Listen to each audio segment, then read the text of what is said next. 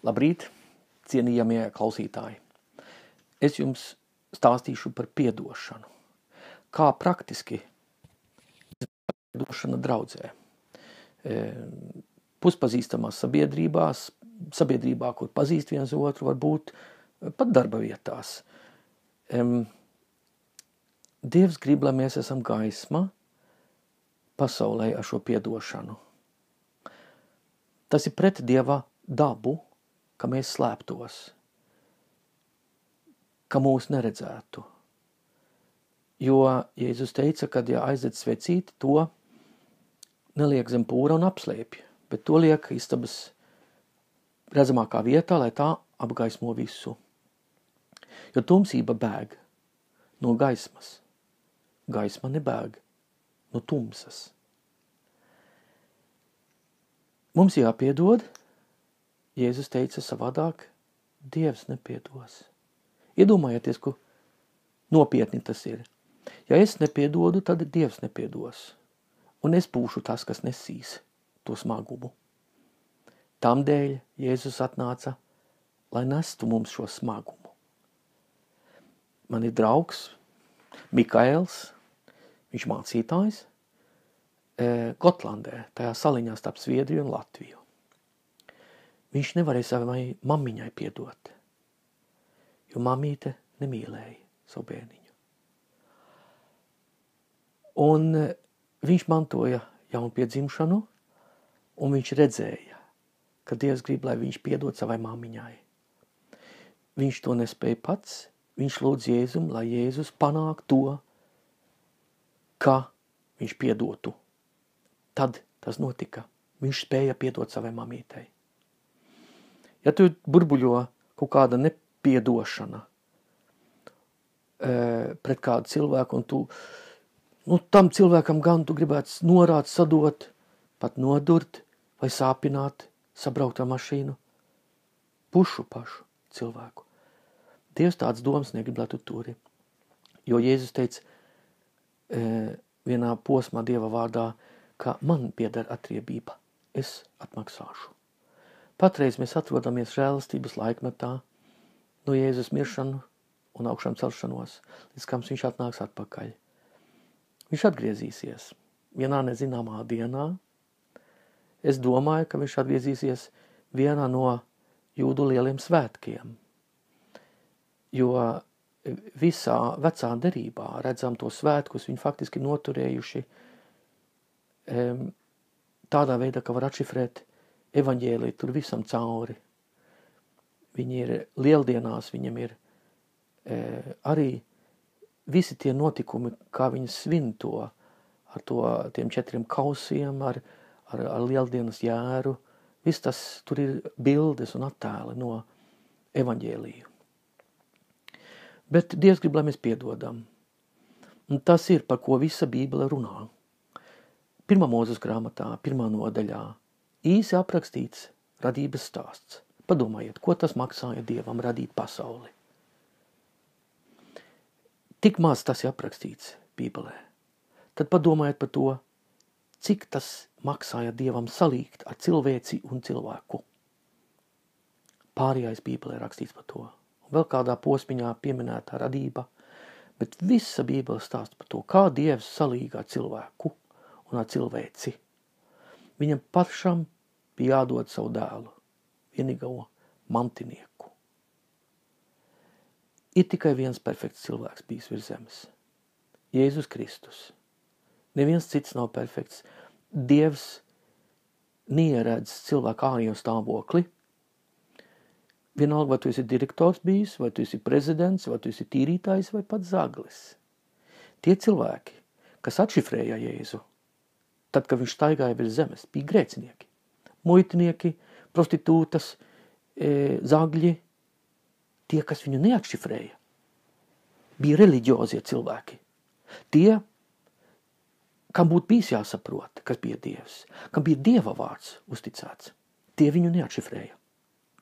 Jo tie domāja, ka viņi ar savu, izturēšanos, savu, rīcību būs taisni. Bet tā nerodas Dieva taisnība. Dieva taisnība nāk no tā, ko Dievs priekš manis darījis. es esmu atdevis viņam savu dzīvi, es esmu ieaicinājis Jēzu uz jaunu radīšanu, tad Dievs mani pārradīs par jaunu cilvēku. Un neredz manīs vairs nekādu kļūdu, tas ir jocīgi, bet tas tā ir. Viņš man piedevis totāli visu. Dievs grib, lai mēs piedodam viens otriem. Kā tas izvēršas vienā sabiedrībā, kas ir kā draudze, puspazīstamā sabiedrībā. Es jums uzzīmēšu drusku. Pieņemsim, ka šeit ir viens gadījums draudzē. Kaut kas nepatīkams. Mēs ejam ragos ar kaut kādu draudzē, nesaskaņas ir. Bet mēs, protams, atšifrēt, ka tur ir faktori tajā te gadījumā, kas ir panākuši to, ka mēs sakašķojamies. Viegli mēs atpazīstam. Mēs varam saprast, no kā izvairīties citu reizi. Bet Dievs grib, lai mēs piedodam. Tā ir piedošana, un te ir laika posms. Viss, kas bijis pirms šo gadījumu, Dievs grib, lai mēs piedodam. Un tur topā neesošu. Mēs satiekam viens otru atkal, un mēs atšifrējam šos faktorus. Pieņemsim, ka mēs varam piedot. Un neatgriezties pie to te. Tas ļoti jauki, bet ir arī faktori, kurus mēs neprotam īsti atšifrēt. Ko mēs darīsim ar tiem? Viņi atkal šeit radīsies.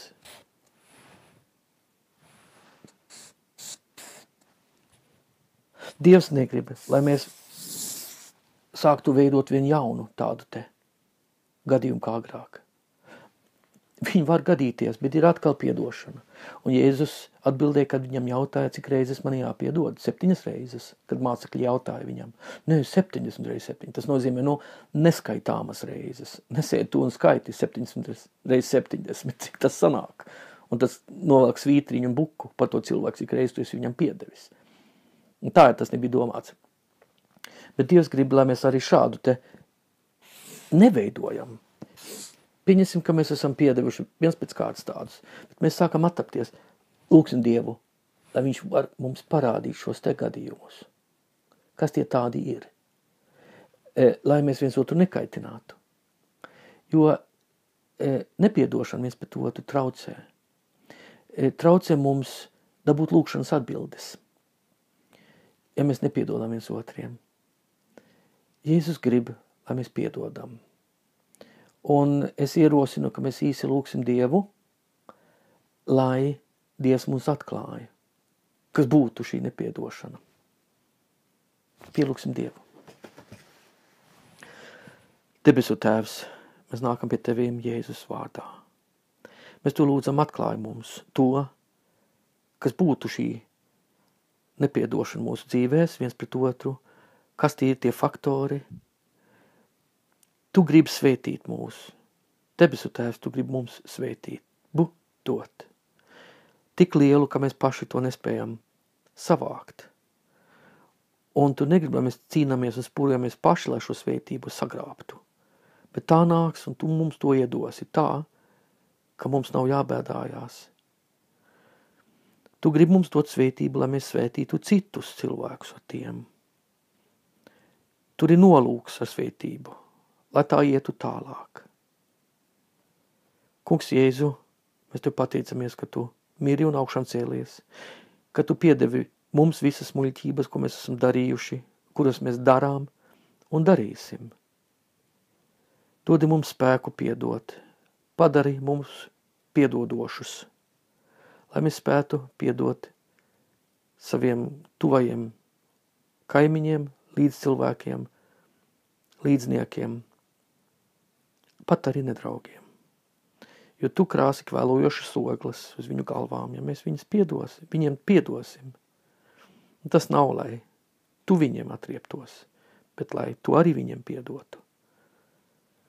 Svētī tos cilvēkus mūsu klātbūtnē, debesu Tēvs, kas ir reliģiozi, kas tevi nepazīst, palīdz mums tevi atšifrēt. Āmen.